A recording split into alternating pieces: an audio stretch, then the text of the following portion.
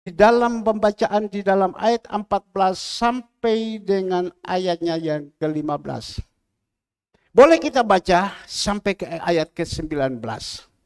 Mazmur 69 ayat 14. Dikatakan di sini ayat 14 Mazmur 69, tetapi aku berkata kepadamu, ya Tuhan, pada waktu engkau berkenan, ya Allah, demi kasih setiamu yang besar, jawablah aku dengan pertolonganmu yang setia. 15. Lepaskan aku dari dalam lumpur, supaya jangan aku tenggelam. Biarlah aku dilepaskan dari orang-orang yang membenci aku, dan dari air yang dalam. 16. Janganlah gelombang air menghanyutkan aku, atau tubir menelan aku, atau sumur menutup mulutnya di atasku. 18. Jawablah aku, ya Tuhan, sebab kasih setiamu baik, berpalinglah kepadaku menurut rahmatmu yang besar. 18. Janganlah sembunyi wajahmu kepada hambamu, sebab aku tersesat. Segeralah menjawab aku. Datanglah kepadaku, tebuslah aku, bebaskanlah aku oleh karena musuhmu. Engkau mengenal celahku, maluku, dan nodaku. Semua lawanku ada di hadapanmu.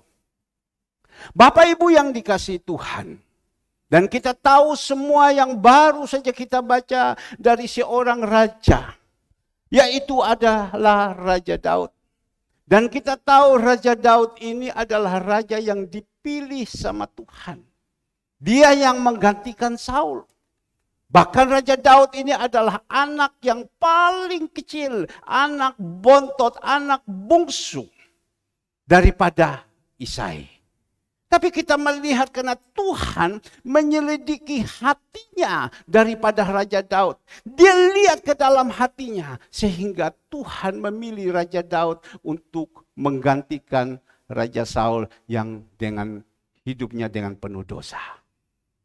Tapi kita melihat pada waktu Raja Daud sudah diangkat, Raja Daud sudah diurapi sama Tuhan. Tuhan katakan, panggil dulu dia datang di sini, kami tidak akan memulai bila mana dia tidak ada di sini. Panggil dulu, karena saya mau mengurapi dia.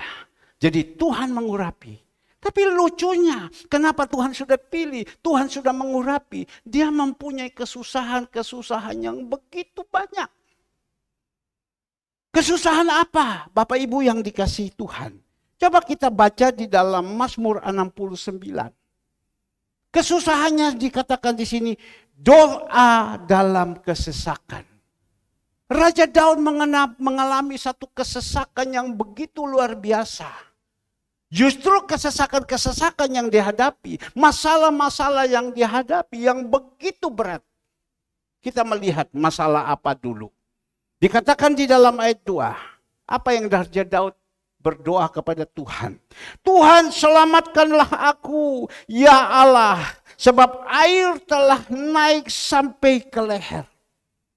Tuhan, selamatkan aku karena air sudah sampai di leher. Berarti masalah ini sudah ada di ujung rambut, tinggal tenggelam saja.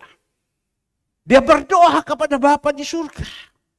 Ayat 3, aku tenggelam ke dalam rawa yang dalam, tidak ada tempat bertumpu. Aku telah terperosok ke air yang dalam.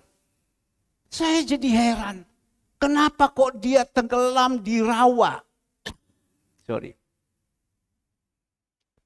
Di rawa itu banyak lumpur, dia sudah masuk di dalam lumpur dan tidak akan bisa bangun lagi. Tidak ada tempat penumpukan kakinya. Kalau di air itu bisa masuk ke dalam. Dasar pun bagaimana masih, tapi dia di dalam rawa. Lumpur-lumpur yang susah untuk diangkat. Dan dikatakan lagi di sini Bapak Ibu, gelombang pasang menghanyutkan aku. Penderitaan daripada Raja Daud Bahkan dikatakan di ayat 4, lesuh aku karena berseru-seru, kerongkonganku sering, mataku nyeri karena mengharapkan Allahku. Orang yang membenci aku tanpa alasan lebih banyak daripada rambut di kepalaku. Terlalu besar jumlah orang-orang yang hendak membinasakan aku. Yang memusuhi aku tanpa sebab, aku dipaksa untuk mengembalikan apa yang tidak kurampas. Inilah Bapak Ibu yang dikasih Tuhan, seorang yang namanya Raja Daud ini. Yang mempunyai persoalan yang begitu berat. Bahkan dia katakan, seperti rambut banyaknya itu persoalan dia. Seperti rambut banyaknya orang yang membenci dia. Seperti rambut banyaknya orang yang mau membinasakan dia. Seperti rambut banyaknya orang yang mau membunuh dia. Siapa yang mau membunuh dia? Yaitu papa mertuanya, yaitu Saul. Siapa yang mau membunuh dia? Yaitu anak-anaknya. Siapa yang mau membunuh dia? Yaitu Goliat. Siapa yang mau membunuh dia? Yaitu orang dekat-dekat dia. Semua. Begitu berat persoalan yang dihadapi oleh saudara Raja Daud. Tapi kita melihat di sini. Coba kita belajar daripada seorang raja yang berkenan kepada Tuhan. Dia datang kepada Tuhan di dalam ayat 14. Tetapi aku berdoa kepadamu, ya Tuhan, pada waktu engkau berkenan, ya Allah, demi kasih setiamu yang besar. Jawablah aku dengan pertolonganmu yang setia.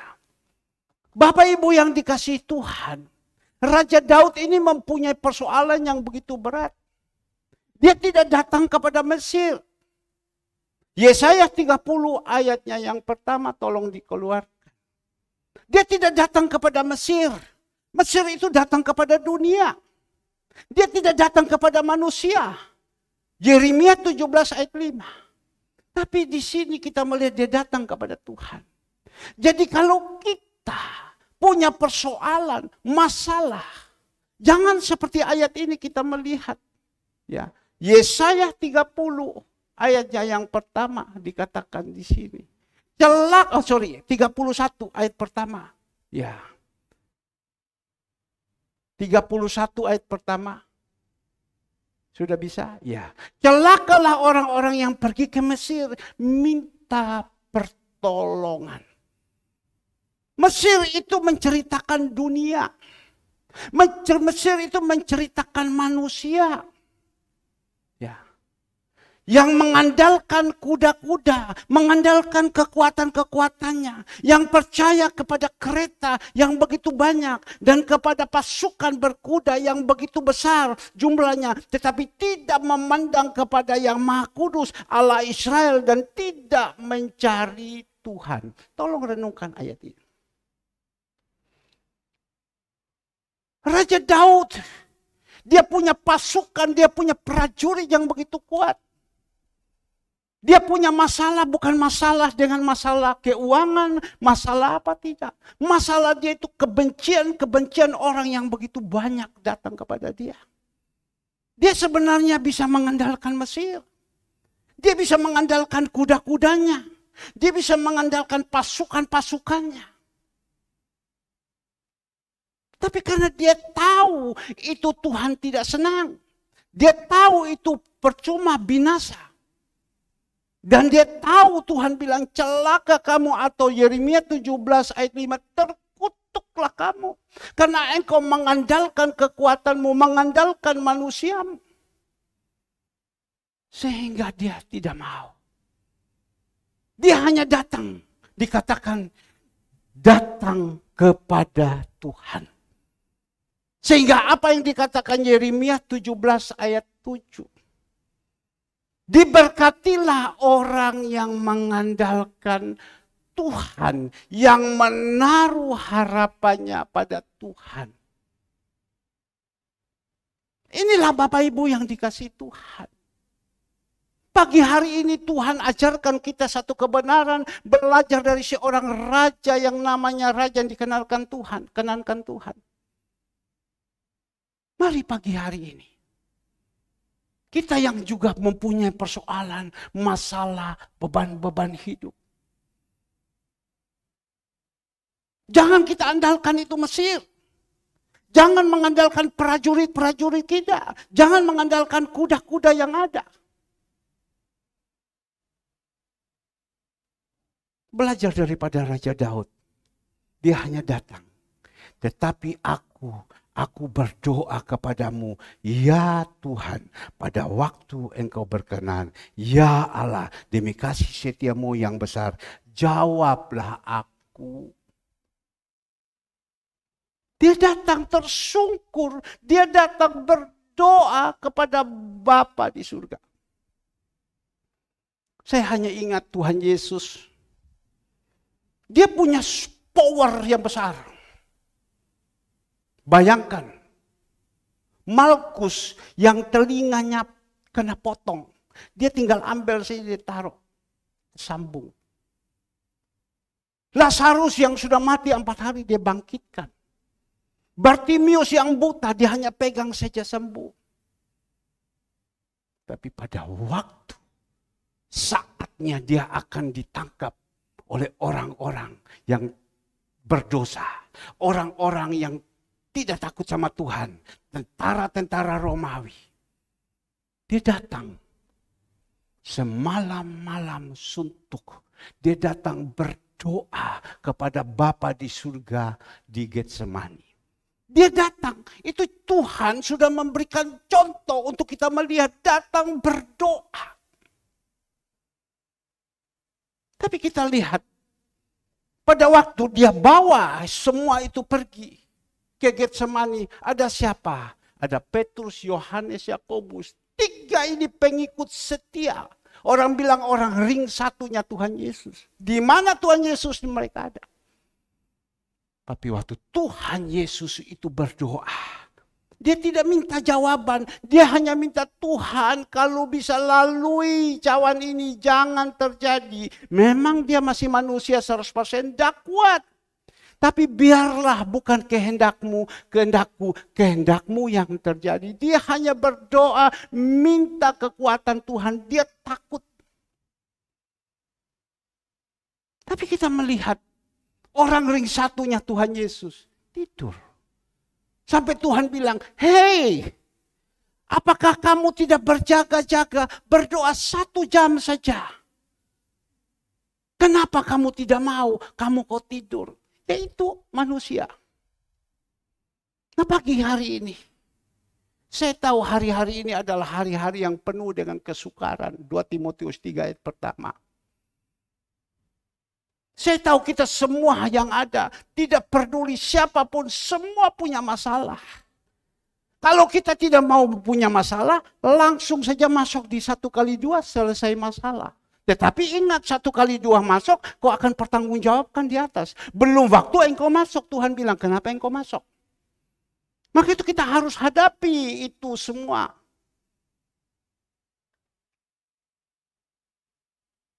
Ada kesulitan-kesulitan.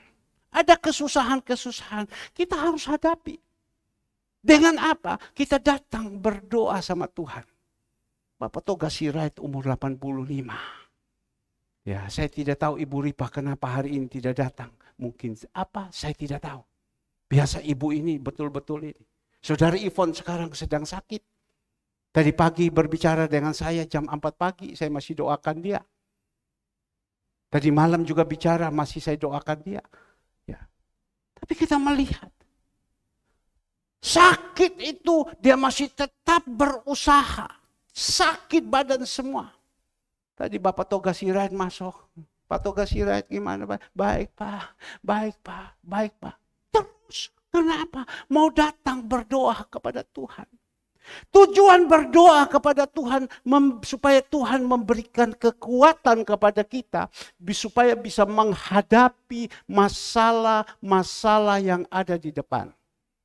Sekali lagi, tujuan kita berdoa Supaya Tuhan memberikan kepada kita kekuatan. Agar supaya kita bisa menghadapi masalah-masalah yang ada di depan. Maka itu pada waktu itu di dalam Matius 7, kita coba baca. Matius 7 ayatnya yang ke-7. Matius 7 ayatnya yang ke-7. Ya, Matius 7 ayatnya yang ke-7. Saya ajak kepada Bapak Ibu, mari kita sama-sama. Hal pengabulan doa. Matius 7 ayatnya yang ke-7. Dikatakan di dalam ayatnya yang ke-7, mintalah maka akan diberikan kepadamu. Carilah maka kamu akan mendapatkan. Ketok maka pintu akan dibukakan bagimu. Karena setiap orang yang meminta menerima. Setiap orang yang mencari mendapat. Dan setiap orang yang mengetuk baginya pintu dibukakan. 9. Adakah seorang daripadamu yang memberi batu kepada anaknya jika ia meminta roti? Maukah memberi ular jika ia meminta ikan? 11. Jadi jika kamu yang jahat tahu memberi pemberian yang baik kepada anak-anakmu, apalagi Bapakmu yang di surga akan memberikan yang baik kepada mereka yang meminta kepadanya. Tuhan bilang, jika kamu yang jahat saja tahu permintaan anaknya, berikan. Apalagi Bapa yang ada di surga yang bukan jahat. Kita ini manusia kan masih hidup dengan jahat. Kejahatan-kejahatan yang ada di dalam hidup kita. Anak minta kita masih mau memperhatikan. Apalagi Bapa di surga. Nah, kalau kita mau melihat cerita ini. Pada satu saat Tuhan Yesus selesai dibaptis. Dia masuk di padang gurun selama 40 hari, 40 malam. Dia doa dan puasa. Dia berkemenangan. Masih pun diuji. Dengan api diizinkan semua dia harus menghadapi. Setan menguji dia terus. Tapi dia berkemenangan. Arti daripada firman ini. Kita juga masih pun diuji dengan apapun cara. Kita harus berkemenangan. Sesudah dia berkemenangan dia turun. Dia menyusur di Galilea, Danau Galilea. Nah, kita melihat ada murid-murid Simon, Petrus, Yohanes, Yakobus sedang menjala ikan. Dan dia katakan, kamu penjala ikan, ayo ikut aku. Ya, aku jadikan kamu sebagai penjala manusia. Ikutlah mereka. Di dalam perjalanan Yesus mengajar mereka, Yesus berkhotbah, bahkan di bukit berbahagia, diceritakan, dia kasih pengajaran-pengajaran segalanya semua. Murid-murid ini hanya ikut kepada Tuhan Yesus. Tuhan Yesus jalan di mana, ikut. Jalan di mana, ikut. Tapi kan tidak tahu arahnya. Ikut Tuhan Yesus mau kemana, hanya melihat mujizat dan lain-lain. Tapi Tuhan hanya berkata kepada mereka, mungkin saat itu mereka khawatir, mungkin saat itu mereka bingung. Bagaimana? Tuhan hanya minta sama saya. Matius 7 ayat 7, minta. Ya. Jadi minta. Dengan cara apa? Berdoa. Minta kepada Tuhan. Tuhan akan memberikan. Bahkan dia katakan di dalam ayatnya yang ke-11. Jadi jika kamu yang jahat tahu memberi pemberian yang baik kepada anak-anakmu, apalagi Bapamu yang di surga, ia akan memberkati yang baik kepada mereka yang meminta kepadanya. Nya itu huruf besar. Tolong yang ngerti firman tahu, jangan bilang saya tidak perlu baca. Baca ini. Karena ini rema untuk kita. Ini untuk memberikan kekuatan kepada kita. Minta. Bapak Ibu yang dikasihi Tuhan. Minta. Itu kuncinya saja. Kita datang kepada dia. Kita memohon kepada dia. Kita berseru kepada dia. Seperti Tuhan Yesus datang. Berdoa, minta. Tapi kita belajar. Ada satu firman Tuhan. Yang dituliskan oleh Yakobus. Coba kita melihat. Yakobus 5. Ini ada ayat-ayat tapi biar dapat apa. Ya, supaya kita tahu dulu ceritanya. Yakobus 5. Ya, saya akan baca ayatnya yang ke-12. Yakobus 5 ayatnya yang ke-12. Mengenai sumpah dan doa untuk orang sakit. Ya. Sekali lagi, mengenai sumpah dan doa untuk orang sakit. Tetapi yang terutama saudara-saudara, jangan kamu bersumpah demi surga maupun demi bumi, demi sesuatu yang lain. Jika ya, hendaklah kamu katakan ya, jika tidak, hendaklah kamu katakan tidak, supaya kamu jangan kena hukuman. Jadi kita jadi jemaat Tuhan, jadi pengikut Tuhan, jangan sembarang-sembarang untuk sumpah. Swear dalam nama, tidak. Sudahlah, tidak usah sumpah. Engkau katakan ya, ya, tidak, tidak. Artinya apa? Jujur berbicara di atas firman. Dan dikatakan di sini, ayat 13, kalau ada seorang di antara kamu yang menderita, kita ini yang saat ini sedang menderita. 2000 tahun yang lalu juga banyak yang menderita, sehingga dituliskan ini. Kalau ada seorang di antara kamu yang menderita, baiklah ia berdoa. Kalau ada seorang yang bergembira, baiklah ia menyanyi. Kalau ada seorang di antara kamu yang sakit, baiklah ia memanggil para penatua jemaat, supaya mereka mendoakan dia serta dioleskan dengan minyak dalam nama Tuhan. Dan doa yang lahir dari iman, dengar baik-baik, akan menyelamatkan orang sakit itu. Dan Tuhan akan membangunkan dia. Jika ia telah berbuat dosa, maka dosa itu akan diampuni. Sampai di sini dulu. Kalau dikatakan dan doa yang dilahirkan dengan iman. Tadi saya katakan kepada Bapak Ibu. Berdoa yang punya keinginan, punya kerinduan. Bagi Tuhan itu rumah itu mah kecil. Tapi kalau kita doa yang benar, itu rumah untuk kita tinggal, pasti Tuhan kasih. Doa. Tapi harus dengan iman. Jangan Bapak Ibu berdoa minta mobil, habis dapat mobil dapat hilang langsung jalan-jalan. Lupa sudah sama Tuhan, Tuhan juga tidak mungkin kasih.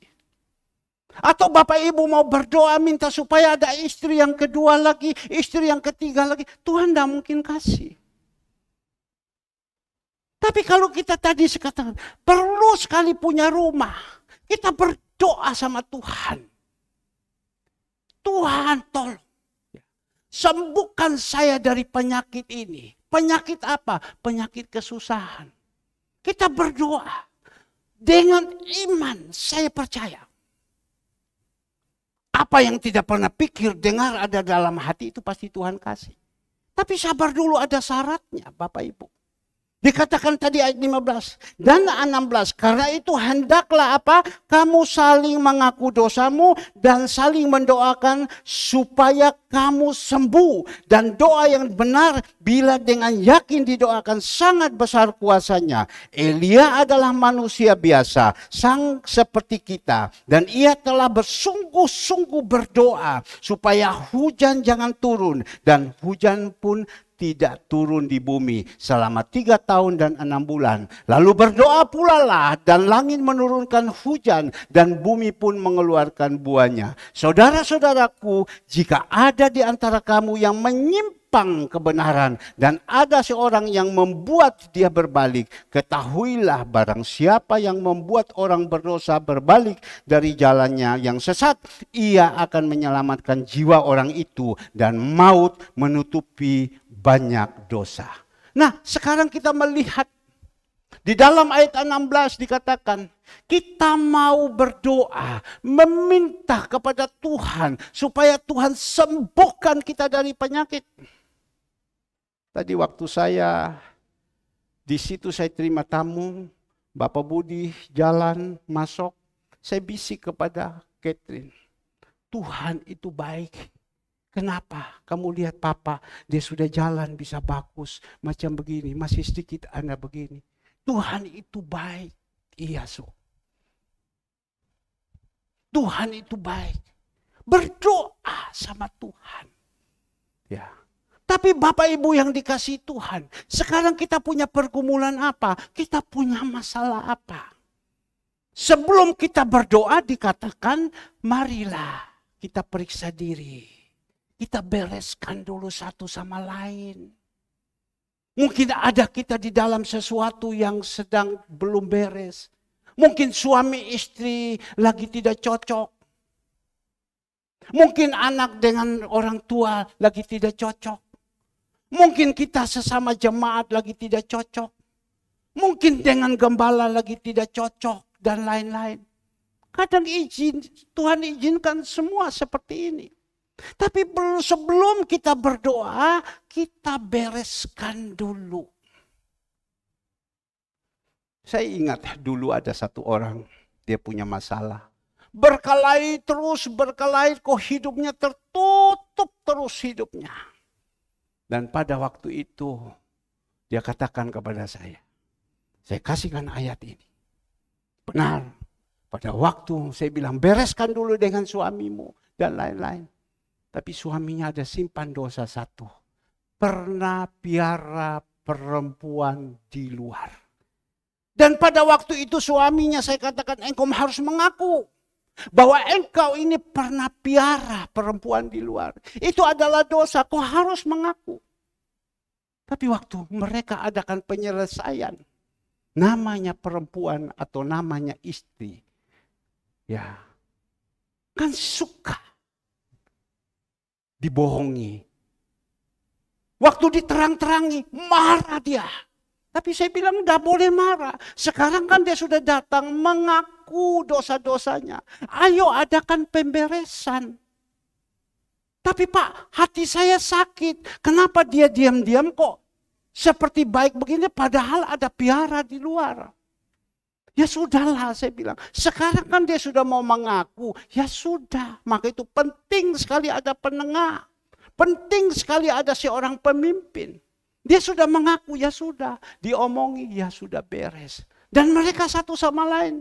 Nah mereka bergandengan tangan. Mereka berdoa. Firman Tuhan berkata 2-3 orang berdoa sambil bergandengan tangan.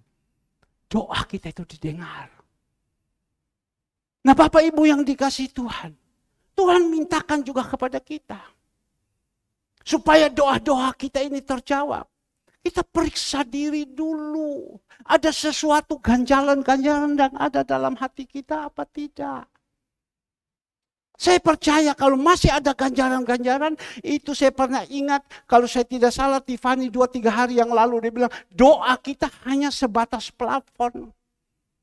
Ya, hanya sebatas plafon. Untuk apa tidak tembus sampai di atas. Tapi kalau kita ini sudah bebas. Roh ini sudah tidak ada satu sama lain sakit menyakiti lagi. Apalagi tadi dikatakan Raja Daud. Ya, Raja Daud itu dia katakan orang yang membenci aku itu begitu luar biasa. Seperti rambut di atas kepala. Orang benci dia. Padahal di dalam Mazmur 89 ayat 24. Raja Daud itu orang yang dipilih sama Tuhan. Tuhan katakan orang yang membenci kepada Raja Daud. Orang yang dipilih sama Tuhan. Tuhan akan hancurkan dia. Ini ayat. Aku akan menghancurkan lawannya dari hadapannya. Dan orang-orang yang membencinya akan kubunuh. Siapa itu Raja Daud? Raja Daud itu orang yang dipilih Tuhan. Maka itu mari kita berdoa sama Tuhan. Supaya hati ini plong minta sama Tuhan. Supaya tidak ada keganjilan-ganjilan. Agar supaya doa kita itu dijawab sama Tuhan. Mungkin Bapak Ibu yang dikasihi Tuhan. Saya percaya di sini tidak ada. Mungkin kita berkata, Pak buktinya saya tidak setia. Bukti saya seperti begini, bukti saya punya rumah, saya punya ini, saya punya ini. Ya, sabar dulu. Ada berkat yang dari Tuhan, ada berkat daripada manusia. Berkat dari dunia. Berkat dari Tuhan itu kekal. Berkat daripada dunia itu tidak kekal. Jadi kita tidak berbicara orang dunia. Ada berapa banyak orang dunia di luar kaya-kaya semua. Kenapa dia tidak berdoa, dia bisa macam begitu? Tolong dipisahkan itu. Sekarang kita berbicara soal rohani. Saya tidak setia, percuma saja kayak gitu. Bukti saya seperti ini, saya bisa ini. Sabar dulu. Saya udah mengalami hidup ini. Dan saya melihat ke depan orang-orang, teman-teman yang dengan dunia. Betapa stresnya saat ini. Betapa susahnya saat ini. Betapa bingungnya mereka saat ini. Maka itu beda sekali. Maliaki 3 ayat 18. Engkau akan melihat perbedaan orang benar. Bukti Pak, saya tidak melayani. Bukti saya gini, kerjaan saya rame, kerjaan saya rame. Kita tidak tahu. Kita dapat itu. Hasil itu tidak pernah cukup. Ada pundi-pundi yang bocor, ada pundi-pundi yang bocor dan tidak pernah berkecukupan. Maka itu mari, yang kita mau berbicara sekarang tentang berdoa. Sebelum kita bawa di dalam hadiratnya, kita harus periksa diri. Sebelum saya menyampaikan firman Tuhan, saya harus periksa diri. Saya tidak bisa menyampaikan dengan kedagingan saya. Maka itu mari kita datang kepada Tuhan. Sebelum kita berdoa, kita bereskan dulu. Maka itu tadi kan ada contoh. Elia manusia biasa. Cuma bedanya dia orang yang dipilih Allah, seorang hamba Tuhan. Dia hidup di dalam kesungguhan dengan Tuhan. Artinya dia hidup di dalam relnya Tuhan. Dia berdoa kepada Tuhan. Karena pada waktu itu terjadi kekeringan. Semua orang berdoa. Tapi dia datang, dia berdoa. Tuhan tolong. Turunkan hujan ini Tuhan. Turunkan hujan ini. Dia berdoa sama Tuhan. Tuhan turunkan hujan ini. Selama 3 tahun 6 bulan turunkan hujan. Kita melihat permohonan dia kepada Tuhan. Tuhan yang ada di surga. Yang penuh dengan kuasa. Dia lakukan. Dan dia dengar doa-doa daripada Elia. Turunlah hujan. 3 tahun 6 bulan. Dan sesudah turun hujan, berdoa lagi dia. Kita baca selanjutnya. Tuhan stop ini hujan. 3 tahun dan 6 bulan juga stop. Tuhan dengar. Maka itu apa artinya? Tuhan sanggup melakukan apa saja di dalam doa-doa orang benar. Maka itu saya perlu tekankan untuk diri saya. Agar supaya kita senantiasa hidup di dalam kebenaran.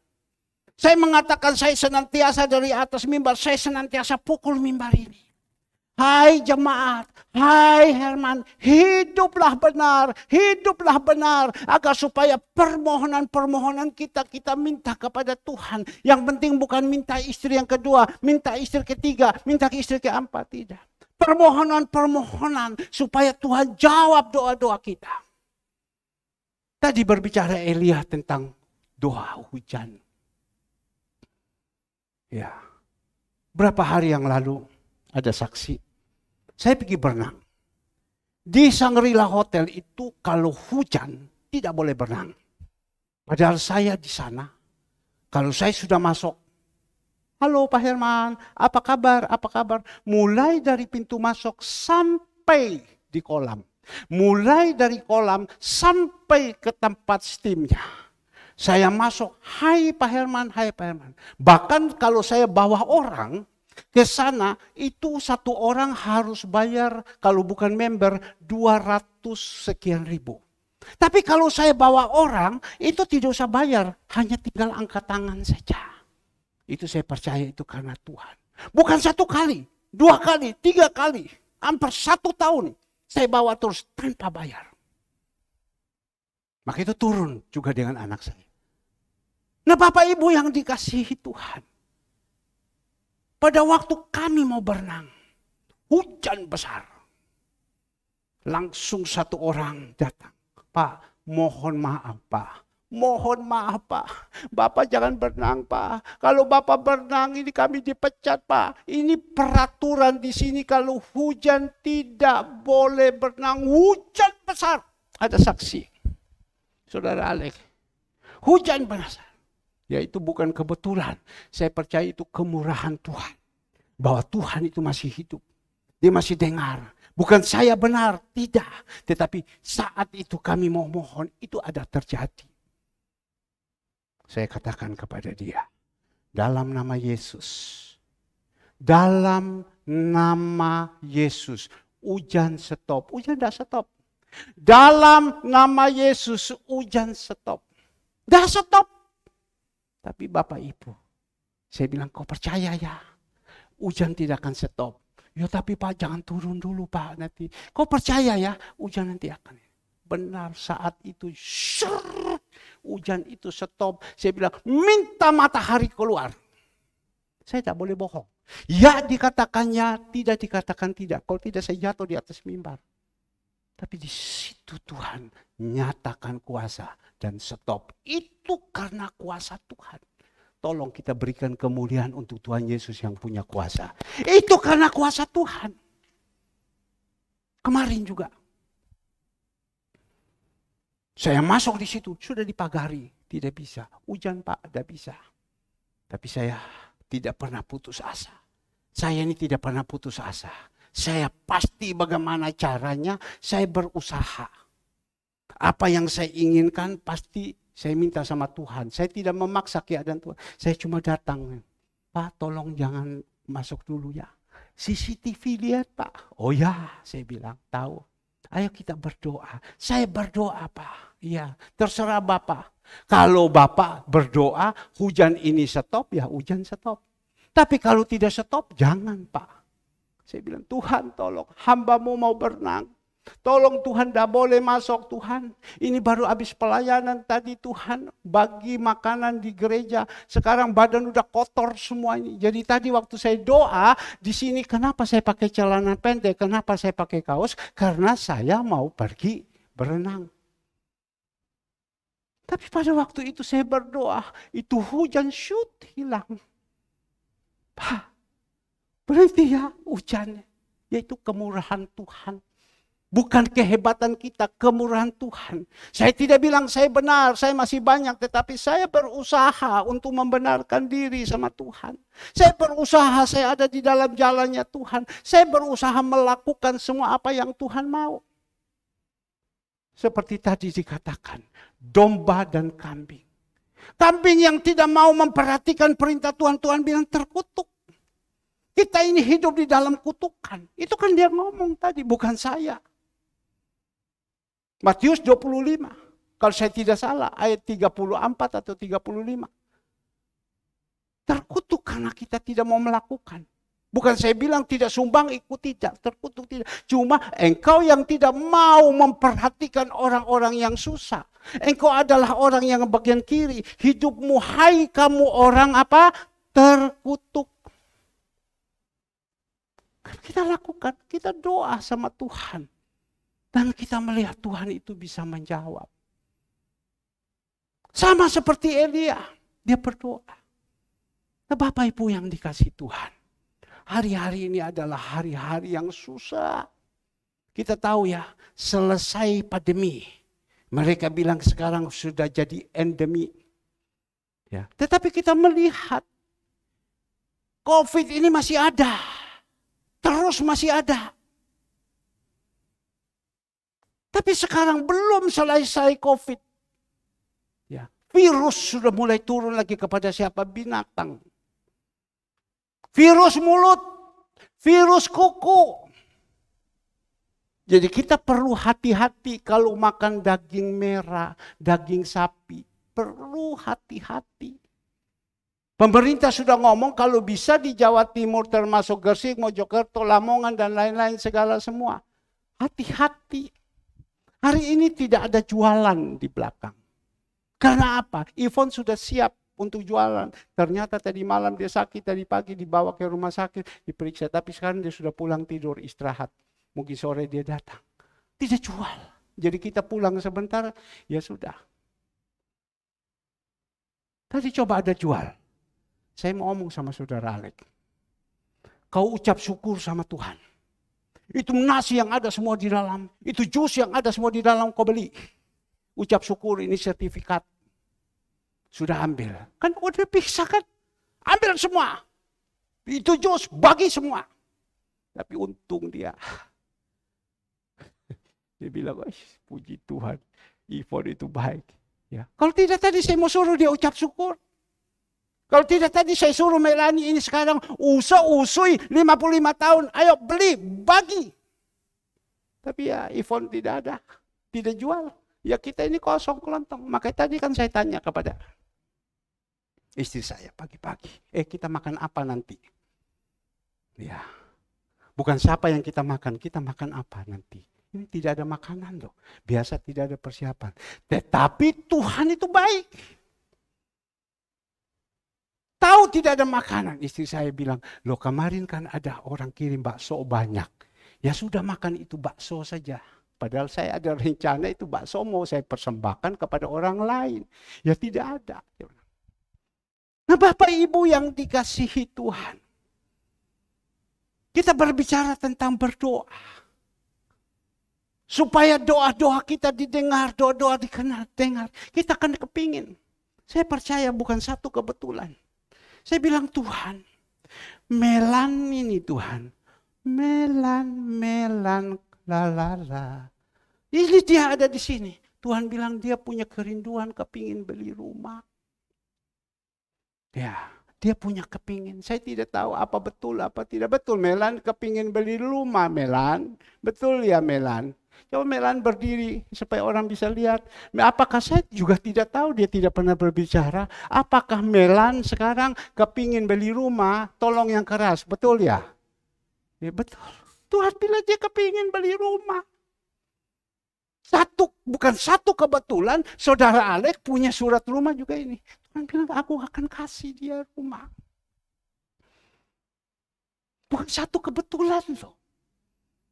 Aku akan kasih. Tinggal sekarang dia imani bagaimana dia lakukan apa yang Tuhan perintahkan. Sebelum kita berdoa sama Tuhan, mari kita bereskan dulu ini. Kita bereskan dulu ini. Supaya doa kita itu dijawab sama Tuhan. Kalau kita tidak bereskan, percuma. Teriak. Yesaya 59 ayat 1 tolong dikeluarkan. Yesaya 59 ayatnya yang pertama. Sesungguhnya tangan Tuhan tidak kurang panjang untuk menyelamatkan. Dan pendengarannya tidak kurang tajam untuk mendengar. Lanjut. Tetapi yang merupakan pemisah antara kamu dan Allahmu ialah apa? Segala kejahatan. Dari mimbar senantiasa saya sebagai gembala saya katakan jangan ada kejahatan di dalam kehidupan kita. Saya berharap saya mau terima ini. Saya berharap jemaat Tuhan juga mau menerima. Justru karena ada kejahatan-kejahatan Tuhan ituskan Tuhan Yesus datang ke dunia ini untuk ambil kejahatan-kejahatan kita. Jangan sampai dikatakan pemisah antara kamu dan Allahmu ya segala kejahatan. Dan yang membuat dia menyembunyikan diri terhadap kamu. Sehingga waktu kita berdoa dia menyembunyikan diri. Sehingga ia tidak mendengar ialah apa? Segala dosa kita. Dosa itu permusuhan. Ya. Dosa itu kebencian. Dosa itu yang kita buat tersembunyi segala semua. Itu bahaya. Itu yang membuat pemisah daripada Tuhan tidak menjawab doa-doa kita. Maka itu kita jadi pengikut Tuhan, Bapak Ibu. Mari kita berdoa. Apa yang menjadi pergumulan? Ada 4 permohonan saya. Minta sama Tuhan sekarang. Maka itu saya doa mulai dari jam 12 lebih. Ya, sampai pagi. Tadi malam saya tidur setengah 12. Aduh Tuhan, bagaimana saya harus berdoa? Saya tidur setengah 12, hampir jam 12. Gimana itu Tuhan? Sudah dah tidur gimana? Tapi saya melihat jam 12 lebih Tuhan sudah omong sama saya, turun doa. Saya doa. Saya tarik sampai jam 2, jam 3. Biasa aja saya nyembah dia. Saya bawa di dalam doa-doa, permohonan-permohonan. Dan saya ingat, waktu saya doa begini, Tuhan, pertama aku minta Tuhan, kau percayakan rumahmu yang ada di sini. Ya, semua berjalan dengan baik, engkau percayakan, saya percaya kalau bukan kehendak Tuhan, tidak mungkin dia kasihkan tempat. Berapa banyak orang gereja-gereja sewa di luar, tapi Tuhan kasihkan kita pada waktu tidak berdaya, Tuhan kasih itu mujizat. Saya minta Tuhan, jiwa-jiwa Tuhan yang takut akan Tuhan, jiwa-jiwa yang mau dengar-dengaran, jiwa-jiwa yang betul setia kepada Engkau, jiwa-jiwa yang benar-benar berkenan kepada Engkau. Saya minta itu Tuhan, saya minta supaya kirim datang, saya minta. Tapi Tuhan hanya ngomong, jangan kau minta itu saja. Engkau doakan juga jemaat-jemaat yang sudah ada di sini. Yang banyak sudah mundur, hatinya sudah jauh, sudah tidak kepingin berdoa, sudah tidak kepingin ibadah. Engkau doakan. Oh iya ya Tuhan. Jangan hanya doa minta jiwa saja. Doakan yang sudah mundur. Doanya yang sudah jauh. Doa yang sudah tidak mau baca firman. Doa yang tidak mau ada di dalam jalan Tuhan. Doa yang sudah tidak mau di dalam pelayanan. Semua kau doakan. Saya tidak bisa pakai pecut datang. Ayo, mau dah? Dah mungkin. Saya hanya berdoa, Tuhan tolong. Tuhan tolong. Kedua, permohonan saya. Ketiga, permohonan saya. Keempat, permohonan saya. Yaitu pribadi. Saya berdoa sama Tuhan. Di belakang Tuhan, ini ada tanah 12,5, 22. Tarik 60. Saya mau bangun lantai 2 Tuhan. 12,5 kali 22. Tarik 60. Saya mau bangun lantai 2 Tuhan. Untuk saya tinggal di situ. Dan di situ letter U. Saya berdoa, itu kan dana. Pakai uang banyak. Saya berdoa. Saya ini kan suku Lewi. Saya berdoa, nanti Tuhan punya cara. 1 Korintus 2 ayat 9. Yang tidak pernah pikir, dengar, ada dalam hati. Saya percaya Tuhan kasih. Yang dua yang saya punya permohonan itu kan saya tutup. Pribadi saya, istri saya. Tetapi ini permohonan-permohonan jemaat-jemaat Tuhan, Engkau tolong. Tadi terketuk hati saya ingat Bapak Daniel. Tuhan kembalikan suratnya Tuhan. Kembalikan suratnya Tuhan. Waktu dia datang di Sodor Kolekte. Saya mau panggil Bapak Daniel datang ke sini. Supaya suratnya itu kembalikan sama dia. Secara manusia kan tidak mungkin, tapi saya percaya kita berdoa. Mungkin kita berpikir, Pak Daniel untuk apa itu surat? Itu surat kan bisa lari kepada sama siapa? Ming Ming Hos. Itu surat kan bisa lari kepada David Christian. Itu surat kan bisa lari kepada Denny Christian. Tuhan berdoa. Benar. Tadi saya ingat itu. Saya ingat ada punya jemaat. Surat rumahnya sekarang ada sama saya 1. Dia simpan sama saya dan saya simpan di dalam berangkas. Dan berangkas itu berupa ton, tidak bisa diturunkan. Dan tidak ada orang satu pun yang bisa buka itu berangkas. Hanya istri saya dengan anak-anak saya. Saya juga tidak tahu. Karena saya tidak mau cari tahu. Tapi Bapak Ibu, kita berdoa. Saya percaya kita punya doa tujuan yang benar. Tuhan pasti jawab. Seperti apa yang dikatakan beberapa waktu yang lalu. 6 bulan yang lalu. Tuhan bilang minta. Minta Tuhan bilang. Ya. Karena Karena Tuhan suruh memberikan kepada orang-orang asing, memberikan kepada orang-orang panti, memberikan kepada orang-orang yang dipenjara, memberikan kepada orang-orang yang janda, memberikan kepada orang yang sakit. Tolong, minta. Saya praktek. Tuhan minta. Tuhan minta. Tuhan minta. Minta apa? Minta dana. Supaya apa? Bisa jalankan proyeknya Tuhan. Boleh kita ngomong proyeknya Tuhan, tapi kalau tidak ada dana juga percuma. Memang uang bukan segala-galanya, tapi kalau tidak ada uang juga susah. Minta. Tapi saya melihat Bapak Ibu, sungguh ya dikatakan ya, tidak dikatakan tidak. Tapi saya untuk kemuliaan nama Tuhan, kita minta sama Tuhan, dan setiap hari, apa yang tidak pernah pikir dengar dan Tuhan terus. Maka itu kemarin saya minta kepada saudara Tiffany. Minggu lalu ada satu orang, dia kirimkan kepada saya dana. Ya, dan saya punya niat agar supaya saya mau berikan nasi tetap jalan, soto tetap jalan, kue tetap jalan, tetapi memberikan makanan yang segar. Kayak persis kan Ibu Nyo, makanan segar. Kalau Ibu Retno, makanan puni sup sehat. Ya, ini kue yang segar. Saya minta sama Tuhan. Tuhan kasih itu dana. Pagi-pagi tiba-tiba Tuhan kirim. Dan saya bilang sama orang ini, saya akan kasih ya, puding, kasih apa segalanya semua kepada panti-panti ini ya, segala semua. Oke. Ya. Tapi pagi-pagi Tuhan sudah gerakan hati saya. Dan kita lakukan.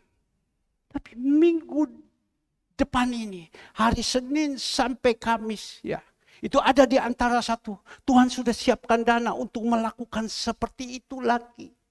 Nasi tetap jalan, semua tetap jalan, tetapi puding juga jalan. Maka itu kemarin saya sudah minta, tolong admin, laporkan semua ini. Di mana panti-panti yang belum dikasih? Kita akan lakukan. Karena apa? Waktu barusan ini hari Jumat ada di pelayanan kasih. Yang bagian ibu yang urus orang-orang tua ini.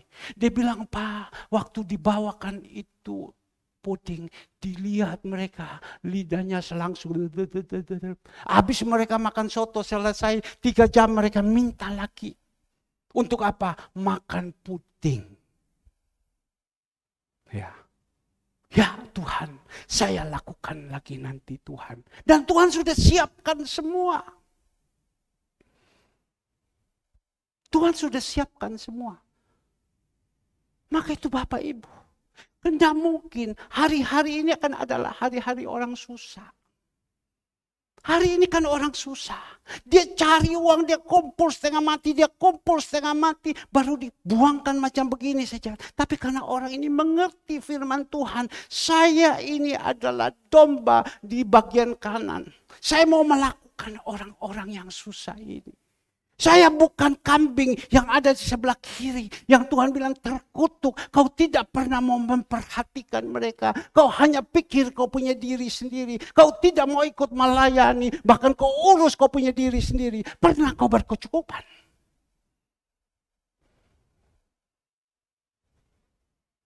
Maka itu Bapak Ibu, mari kita berdoa. Kita semua punya pergumulan, semua punya masalah. Kalau tadi saudara Alek kasih ini. Ini bukan show off. Ngerti show off. Ini loh saya punya tidak. Tetapi waktu dia bilang saya terima ini dari bank. Saya terima ini dari bank. Ya, saya terima ini dari bank. Terutama saya datang dulu sujud sama Tuhan. Itu benar. Bukan bilang, wah sorry yo, Tuhan siapa? Ini loh, kalau bukan Alek dah mungkin. Itu namanya orang sombong. Berapa hari yang lalu saya ada kirim seorang bintang film, boy band dari Korea. Kalau Bapak Ibu ada dengar, dia menceritakan kesombongan dia. Tuhan turunkan sama dia sampai ke bawah. Dan sekarang dia ketemu istri yang membimbing dia. Dan dia bertobat. Dia menyaksikan. Begitu sombong. Nah, Bapak Ibu yang dikasihi Tuhan, kita melihat. Datang ini teriak sama Tuhan. Yang kedua, sebelum dia teriak kepada Tuhan, dia ngomong kepada istrinya. Karena pada waktu itu beli rumahnya, mereka kan masih berpacaran. Mungkin belum pacaran. Dia ngomong kepada istrinya. Nov, kamu lihat ini. Tolong kamu hitung. Kamu kan accounting. Koko punya gaji berapa? Tapi cicilan berapa?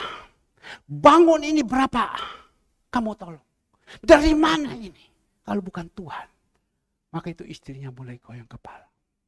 Dan kau lihat Nov, ya, ini rumah ini, ya, ini adikku sama-sama yang membangun ini, yang mengatur semua. Dan yang paling saya tahu, dia bilang, kita harus bawa kepada Bapak Gembala. Karena Bapak Gembala ini mulai dari awal. Dan dia tidak pernah berbicara itu. Kalau saya omong dia diam. Mulai dari awal, Bapak Gembala mulai urus. Dan supaya kamu tahu Nov, pernah waktu itu satu saat pernah terganjil di tengah-tengah. Pada waktu kami mau teken di notaris. Rumah itu belum ada jual beli, tapi kami sudah bongkar, kami sudah bangun. Waktu kami mau teken di notaris. Dan saat itu, dia cerita. Ya. Yang punya rumah marah sama dia. Karena dia tunda pembayaran uang muka. Marah sama dia di muka saya. Dan dia katakan saat ini kalau kau tidak bayar uang 50 juta dan rumah ini batal pembeliannya. Dan kamu saya akan tuntut. Kenapa kau bongkar rumah saya? Ya, takut. Gimana? Tapi itu karena Tuhan. Tuhan tolong. Bisa ada dana 50 juta. Persis uang itu dititipkan. Ada di tangan Andre. Dan waktu itu diambil. Dan inilah rumah ini bisa. Karena apa? Karena Tuhan memakai tangan-tangan orang. Kita bawa ini. Doakan. Dia rencana mau membawakan doa ini di gereja. Tapi Tuhan taruh kepada saya di kantor. Tuhan sama saya. Doakan di atas mimbar. Dan juga ini untuk memuliakan nama Tuhan. Saya tidak pernah berpikir hari ini lomelan persis macam begini. Dan Tuhan bilang dia kepingin mau beli rumah dia akan dapat. Kalau engkau ada di dalam jalannya Tuhan. Bisa kamu dapat. Di luar Tuhan bisa. Tetapi itu pemberian daripada dunia. Bukan pemberian daripada Tuhan. Lain loh kalau orang itu dari Tuhan. Lain. Dan saya percaya untuk memuliakan nama Tuhan. Memberikan kekuatan kepada jemaat. Agar supaya jemaat ini punya iman, semangat. Saya berdoa. Yang kedua. Bukan hanya kedua Alekto. Masih ada alek-alek lain yang ada di sini. Yang Tuhan bawa. Yang Tuhan mau berikan. Tidak mungkin.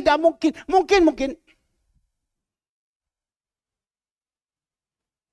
10 juta. Kue tangsinya masih ada. Langsung ambil kunci. Mungkin Tuhan buat. Orang tidak kenal 10 juta. Mungkin.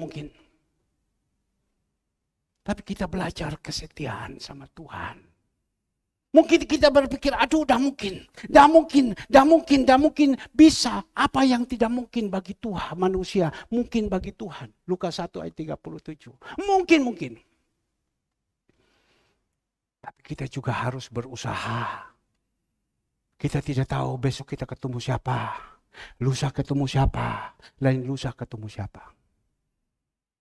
Jujur. Saya juga udah tahu. Kemarin, ini bukan apa-apa. Kemarin siang, sore, saya tidak tahu. Habis saya berdoa, saya tidur. Habis saya tidur, saya bangun. Bangun tiba-tiba itu ada satu suara masuk sama saya. Coba kamu bukakan HP-mu. Saya buka HP dan saya melihat ada satu nama. Dia ada kirim bukti pengiriman uang. Dia ada kirim bukti pengiriman uang. Ya. Dia kirim bukti. Saya bukan, tapi ini saya memberikan kekuatan. Yang tidak mungkin zaman sekarang mana ada orang itu senang. Tidak ada. Semua ini orang itu susah. Tapi kalau kita mau ada di dalam jalannya Tuhan. Ya, tiba-tiba itu ada datang pengiriman uang. Mariani, sini kamu. Ya. Kemarin, saya tidak pernah berpikir tiba-tiba ada orang kirim sama saya dana. Sini. Ini untuk saya memotivasikan saja. Kamu lihat kemarin, berapa ini orang kirim? Keras. 5 juta. Saya bangun tidur, tiba-tiba Tuhan bilang coba kau buka. Saya buka kok, saya lihat nama ini. Loh, orang ini kok sampai macam begini, ada apa? Dia kirim ini bukti. Dia kirim ini bukti. Ya. Saya lihat, 5 juta. Ya sudah. Tapi saya anggarkan kembali untuk apa? Untuk panti.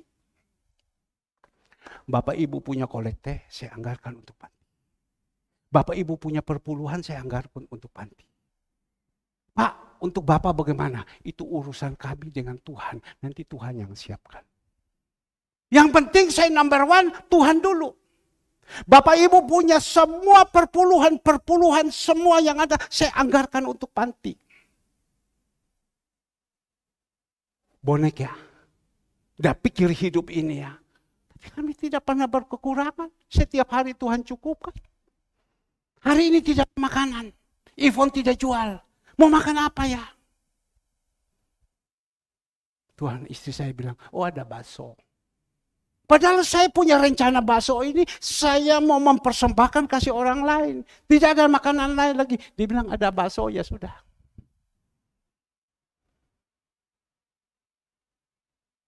Bapak Ibu, senantiasa dari mimbar, saya teriak kepada Bapak Ibu. Dasar untuk hidup kami ini tidak ada. Tapi saya percaya kalau kita ada di dalam kebenaran, kita jalan di dalam relnya Tuhan, dan kita akan melihat lokomotif itu akan jalan membawa kepada kita di tempat tujuan dengan mulus.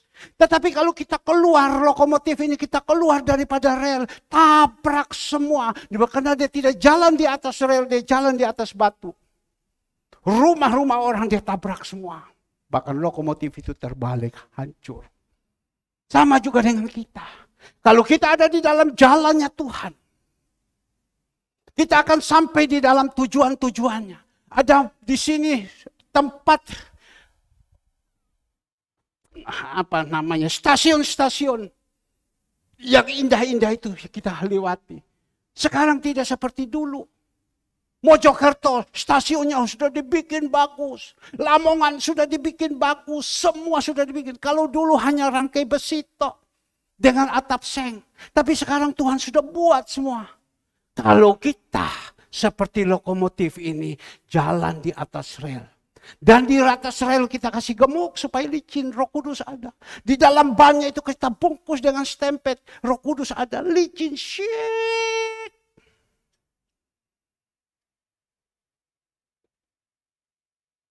Kita melihat Bapak Ibu. Dan hari ini Tuhan pesankan kepada kita agar supaya kita punya kesusahan, kita punya pergumulan, kita sudah jangan khawatir. Hanya satu, pindahkan hidup kita di dalam relnya Tuhan. Suka beribadah, suka berdoa. Jangan mengandalkan Mesir, jangan mengandalkan kekuatan, tapi suka berdoa, suka beribadah, rindu itu cari Tuhan, bukan cari yang wah-wah. Saya tutup dengan satu kesaksian. 3-4 hari yang lalu, saya waktu sedang mandi, tiba-tiba di depan ada Alek. Lek, Om mau pergi luar kota dulu, 3 hari begitu, 3 atau 4 hari. Loh iya Om, iya. Kok bisa? Ya saya disuruh Tuhan, suruh pergi, refreshing. Kan sayang istri. Istri kan tiap hari kan sibuk. Bangun pagi, jam 5, jam 6, sore baru dia istirahat. Ya saya susah juga. Ya sudah, bawa istri pergi. Jadi mau pergi. Ya saya pikir ngapain saya pergi omong sama Alek. Ya nanti Alek berpikir untuk saya dia mau beli tiket, mau beli ini sama saya. Ngapain? Gak apa-apa. Saya bilang, oh itu anak saya kok. Gak apa-apa. Itu kan anak saya. Dia datang di sini bukan dia Alek sekarang. Dia datang di sana dulu itu kan rantai karong di sini sampai mama mertua bilang rantai anjing. Dia datang sini celananya robek-robek semua. Datang di sini mukanya bukan muka seperti ini. Ada di sini dia seperti ini. Oh ya Om, ya. Bapak Ibu yang dikasih Tuhan. Pulang. Sampai di sini saya lapor sama anak saya Andre. Nyok. Coba kamu cari dulu, Papa mau pergi istirahat di luar, bawa Mama. Ya, kamu cari dulu 3-4 hari supaya Papa bisa dengan Mama bisa pergi. Wah Pak, besok itu hari libur. Ya sudah lah, libur lah. Pokoknya pergi kamu cari Papa gini. Tiba-tiba gimana cara dia WA sama saya hasil pembicaraan dengan temannya. Ya, beli voucher. Ya, dia bilang Pak, di Tulip sana Batu, itu liburan sekarang 2,5 juta sampai 3 juta satu hari, Pak. Ya, tetapi ini ada teman saya, dia punya voucher. Papa mau ambil berapa hari? Bayar 700.000. Bayar 700.000. Ya, Papa. Bapak mau ambil, habis itu lagi di Amarta, ini ada di sini Pak, ini teman saya Pak, bayar sekian Pak, 400.000, ini yang istimewa punya. Loh, kok bisa begini Nyo? Iya, wes tutupan, dana mana? Tunggu ya Papa tak sembayang sama saya. Sembayang dan tiba-tiba Tuhan kirimkan dana. Ya kasih, langsung. Ayo, beli sudah, beli. Ya. Untuk apa? Bawa istriku yang kukasihi, yang kusayangi, supaya dia di sana bisa istirahat. Kalau dia di sana jam 8 dia sudah tidur. Pagi-pagi dia mau bersihkan itu hotel, saya bilang kau bersihkan dari hotel lantai 1 sampai lantai 8, bersihkan semua. Kan tidak sanggup, ya sudah di hotel saja. Jadi bisa istirahat. Nah ini namanya rumah tangga, namanya supaya kita satu sama lain, kita ada di dalam jalan Tuhan, ada apa-apa, kita hanya teriak, Bapak tolong, Bapak tolong, Bapak tolong. Saya rasa sekian, biar firman Tuhan pada pagi hari ini bisa memberikan kekuatan kepada Bapak Ibu. Seperti Raja Daud ini. Ada kesusahan-kesusahan, dia datang kepada Tuhan. Dia berdoa, minta pertolongan. Saya minta pemusik singa. Minta pertolongan kepada Tuhan. Dan saya percaya, terlalu yakin, ya Tuhan itu sanggup. Orang kalau tidak pernah merasakan kuasa Tuhan, mujizat-mujizat, dia hanya dengar toh orang ngomong, ya itu kau, itu karena kau hamba Tuhan. Tidak. Kita semua tidak peduli siapapun yang ada di sini. Kalau kita mau, kita jaga hati, saya percaya doa-doa kita didengar oleh Tuhan. Terima kasih. Mari Bapak Ibu kita tunduk kepala. Bapa di dalam surga, Bapa yang kami